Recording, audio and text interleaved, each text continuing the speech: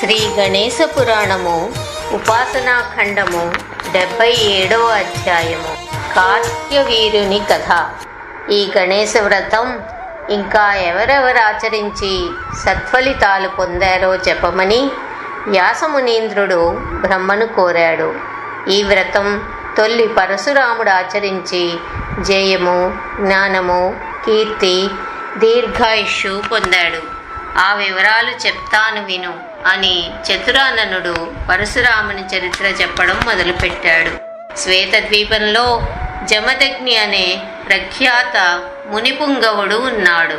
అతడు అపర త్రిమూర్తి స్వరూపుడు, అనగా సృష్టి, స్థితి, లయములు సంకల్పం మాత్రంనే చేయగల సమర్థుడు, నిగ్రహానుగ్రహ సమర్థుడు, త్రికాలవేది. దేవతలు సైతం అతని ఎడ భయభక్తులతో మెలుగుతూ ఉంటారు. అతని భార్య రేణుక. ఆమె అపర రూపలావణ్యవతి. ఆమె సౌందర్యం వర్ణనలకు అందనిది. ఆమె సాక్షాత్తు అనాదియగు మూల ప్రకృతి స్వరూపిణి.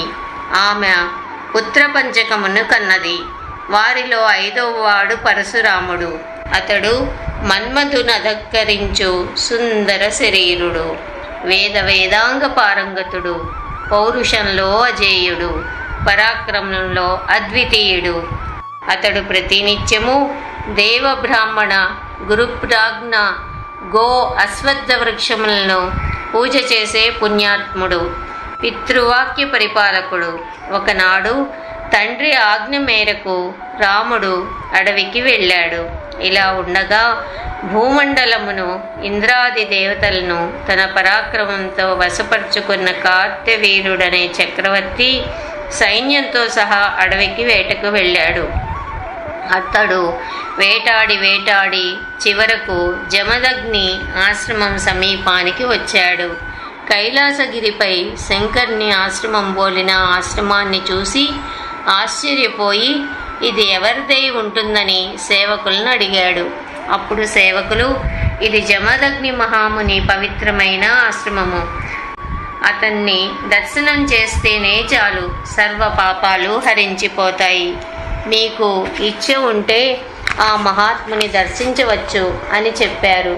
కార్త్యవీరుడు తన పరివారంనక్కడ నిలిపివేసి అతి ముఖ్యులను మాత్రము వెంట పెట్టుకుని జమదగ్ని సన్నిధికి వెళ్ళాడు. అగ్నిహోత్రం వలె ప్రకాశిస్తూ కుశాసనంపై కూర్చున్న మునిసత్తమునకు సాష్టాంగ నమస్కారం చేశాడు.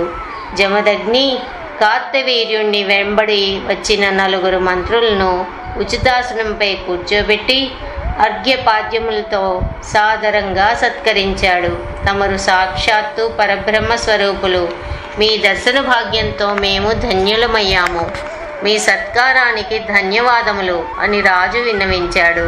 జమదగ్ని మహాముని మందహాసంతో, రాజా, నువ్వెవడవు? నీ తండ్రి పేరేమిటి? ఏ కార్యంపై నువ్వు ఇటు వచ్చావు అని అడిగాడు. అప్పుడు రాజు, ఓ మునీంద్ర, నేను కృతవీర్యుని కుమారుడను. నా పేరు కార్త్యవీరుడు. సాధు సత్తములైన తమ దర్శనమైంది. మరి తమరు సెలవిస్తే మా నగరానికి మరలిపోతాం అని చెప్పాడు. రాజా, నీ కీర్తి ప్రతిష్టల గురించి మేము ఇదివరకే విన్నాము. నువ్వు మా ఆశ్రమానికి వచ్చావు, చాలా సంతోషం. కాస్త భోజనం చేసి వెళ్తే మాకు తృప్తిగా ఉంటుంది. ఇక్కడ మీకు ఏ లోటు ఉండదు. అందుచేత భోజనం చేసి వెళ్ళండి అని జమదగ్ని కోరాడు. మునీశ్వర, తమరు చెప్పింది వాస్తవమే. భోజన సమయం కాబట్టి తప్పక భోజనం చేయవలసిందే. శ్రోత్రియుల గృహాలకు వెళ్ళినప్పుడు అన్నం కాకపోతే కనీసం జలపానమైనా చేయాలని ఉంది. అయితే నా పరివారం తినకుండా నేను ఎలా భుజించగలను? మీ దర్శనం అయింది. అదీ కాక మీరు పాద్యాలతో మమ్మల్ని సత్కరించారు. మాకదే చాలు అని ప్రత్యుత్తరమిచ్చాడు రాజు. రాజా, నీకు నీ పరివారానికి నేనెలా ఆతిథ్యం ఇవ్వగలనని సంకోచిస్తున్నావేమో. నీకు ఆ సంశయం అక్కర్లేదు. మీ అందరికీ మృష్టాన్న భోజనంతో సంతోషపెడతాను. నా మాట నమ్ము. భోజనం సిద్ధం కాగానే పిలుస్తాను. అంతవరకు నదీ తీరంలో శీతల తరుఛాయల కింద విశ్రాంతి తీసుకో అని జమదగ్ని కార్త్యవీరుణ్ణి మొగమాట పెట్టాడు. కార్త్యవీరుడు కాదనలేకపోయాడు. విశ్రాంతి కోసం నదీ తీరానికి వెళ్ళాడు. జమదగ్ని మహాముని ఈ విషయం తన భార్య రేణుకాదేవితో చెప్పాడు. రేణుకా జమదగ్నులు నిమీలిత నేత్రులై కామధేనువును స్మరించారు. కామధేనువు వచ్చి వారి ముందు నిలబడింది. ముని దంపతులు కామధేనువును పూజించి, ఓ ధేను శ్రేష్టమా, అసంఖ్యాక పరివారంతో వచ్చిన కార్త్యవీర మహారాజుకు ఆతిథ్యం ఇవ్వాలని సంకల్పించాము. మాకు అవమానం రాకుండా నువ్వు రాజుకు అతని పరివారంనకు అచ్చెరువు గొలిపే రీతిలో భోజనం ఏర్పాటు చేయాలి. అలా కాకపోతే మా మాట అసత్యమై మేము అపహాస్యం పాలవుతాము. అందుచేత నువ్వు మా ప్రార్థన మన్నించు అని కామధేనువును అర్థించారు. అప్పుడు ముని దంపతుల ప్రార్థన విన్నది కామధేనువు. అక్కడ అప్పటికప్పుడు సొగసైన భవనాలతోనూ రత్న ఖచిత స్తంభాలతో శోభిల్లే సభామండపాలతోనూ నానావిధ ఫల పుష్పములతో రాజిల్లే సుందర ఉద్యానవనములతోనూ శ్రవణానందమైన మంగళ వాద్యాలతోనూ పైడి పాత్రల వరుసలతో కూడిన భోజన పంక్తులతోనూ బంగారు బిందెలతోనూ చిత్ర విచిత్ర ప్రాకారములతో కూడిన తోరణములతోనూ దాసదాసీజనుతో నిండిన మహానగరమును త్రుటి కాలంలో నిర్మించింది కామధేనువు. అనేక వ్యంజనములతో కూడిన రుచికరమైన చతుర్విధ భోజన పదార్థాలను సిద్ధం చేసింది. భోజన పదార్థాలను వరుసలు తీర్చిన పంక్తుల్లో వడ్డించి జమదగ్ని కార్త్యవీరుణ్ణి అతడి పరివారాన్ని భోజనానికి రమ్మని పిలువమని తన శిష్యులను ఆజ్ఞాపించాడు. 77వ అధ్యాయము సమాప్తం.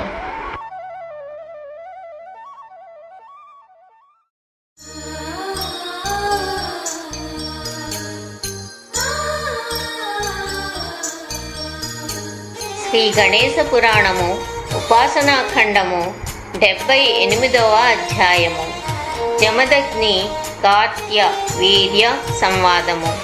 జమదగ్ని శిష్యులు నదీ తీరానికి వెళ్ళి అక్కడ విశ్రాంతి తీసుకుంటున్న రాజును స్వస్తివాచకములతో ఆశీర్వదించి, రాజా, మీరు మీ పరివార సమేతంగా భోజనానికి దయచేయండి, వడ్డన్లు పూర్తయ్యాయి అని రాజును భోజనానికి ఆహ్వానించాడు. కార్త్యవీరుడు అతని పరివారము స్నానాలు చేసి భోజనశాలకు బయలుదేరారు. కని విని ఎరుగని సుందర భవనాలు చూసి రాజు ఆశ్చర్యం చెందాడు. ఆహా, ఏమి ఆశ్చర్యం! ఇంత సంపద శివకేశవ చతుర్ముఖాదులకు కానీ లోకపాలకులకు కానీ లేదే అని ఆలోచిస్తున్న రాజును అతని పరివారాన్ని సాదరంగా ఆహ్వానించి వారిని యథార్హముగా వడ్డించిన భోజన పాత్రల ముందు ఆసీనులను గావించి మహారాజుకు అతని అంతస్తుకు తగిన ఏర్పాట్లు చేశాడు ముని. ఇది వరకు ఎరుగని వివిధ భోజన పదార్థములు, రుచికరమైన పండ్లు తుష్టిగా భోజనం చేసి అందరూ సంతుష్టులయ్యారు. సుగంధ ద్రవ్యాలతో కూడిన తాంబూలం వేసుకున్నారు. వారందరూ భోజనం చేయగా మిగిలిన పదార్థాలు, గుగ్గిళ్ళు రాజుగారి ఏనుగులకు, గుర్రాలకు, ఎడ్లకు పెట్టారు. తర్వాత భుక్తాయాసం తీర్చుకునేందుకు రాజుని అతని పరివారాన్ని ఒక్క పెద్ద భవంతిలోనికి తీసుకుని వెళ్ళి, రాజా, విష్ణు స్వరూపుడవగు పృథ్వీపతివి నువ్వు. నాకు వీలైన రీతిని నీకు ఆతిథ్యం ఇవ్వగల గౌరవం నాకు దక్కించావు. నా మాట తోసివేయక భోజనానికి వచ్చావు. నాకదే తృప్తి అని జమదగ్ని మర్యాదగా చెప్పి అనంతరం రాజుగారి పరివారంనకు దక్షిణతో కూడిన కొత్త బట్టలు పెట్టి సత్కరించాడు. రాజును అతని అంతస్తుకు తగినట్లు విలువైన వస్త్రములిచ్చి సమ్మానించాడు. అంతటా రాజు, మునివర్య, నాకో చిన్న సందేహం. ఇంత తక్కువ కాలంలో తాపసులైన తమకు ఇవి ఎలా సమకూరాయి? ఆ రహస్యం నేను తెలుసుకోవచ్చా అని అడిగాడు. రాజా, నేనెన్నడూ అసత్యమాడను, సత్యమే చెప్తాను. ఇదంతా కామధేనువు చలువ అని ముని ప్రత్యుత్తరమిచ్చాడు. ముని ఆతిథ్యం స్వీకరించి తృప్తిగా భోజనం చేసి సంతుష్టుడై మరలిపోక తనతో కూడా కామధేనువును తీసుకుని పోవాలన్న దుర్బుద్ధి కలిగింది కార్త్యవీరుడికి. దైవోపహతులకు దుష్టగ్రహ పీడితులకు దుర్బుద్ధులే పుడతాయి. కార్త్యవీరుడి కాలం మూడింది, అందుకే వానికి కుత్సిత బుద్ధి పుట్టింది. జమదగ్ని మహాముని ఉద్దేశించి, మునీశ్వర, తమరు శాంతచిత్తులు, జితేంద్రియులు, కందమూలములు తింటూ ముక్కు మూసుకుని తపస్సు చేసుకునే ముని ప్రవరులు, ధర్మశాస్త్ర పారజ్ఞులు, యోగాభ్యాస తత్పరులు, సంయమధనులు. ఈ ఐహిక ఐశ్వర్యాలతో మీకేం పని చెప్పండి? మీ వంటి మునీశ్వరులకు కామధేనువుతో ప్రయోజనమేమిటి? అది రత్నం. మేము రాజులము. రత్నం రాజుల దగ్గరే ఉండాలి. శ్రేష్ఠ వస్తువులు శ్రేష్ఠుల వద్దనే ఉండాలి, కానీ అరణ్యంలో బతికే తాపసుల వద్ద కాదు. కాబట్టి నా మాట విని ఆ కామధేనువును మర్యాదగా నాకు అప్పగించు. కాదని తిరస్కరించావా? నా బలం నీకు తెలుసు. బలవంతుడికి ఏది అగ్రాహ్యము? అందుచేత బాగా ఆలోచించుకో అని విపరీత ధోరణితో మాట్లాడాడు మదించిన కార్త్యవీరుడు. రాజు యొక్క దుష్టవచనాలకు జమదగ్ని మనస్సు చివుక్కుమంది. రాజా, నువ్వు సత్పురుషుడు అని, పరిశుద్ధుడు అని భ్రమించి నీకు ఆతిథ్యమిచ్చాను. నువ్వు నీటి ఒడ్డున నిలబడ్డ కొంగ వంటి వాడివని ఊహించలేదు. నీకింతటి నికృష్టమైన దుర్బుద్ధి ఉందని నేను అనుకోలేదు. నీతిబాహ్యుడవైన నీతో మిత్రత్వం వహించాను.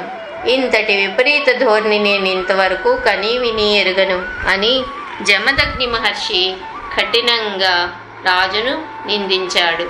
78వ అధ్యాయం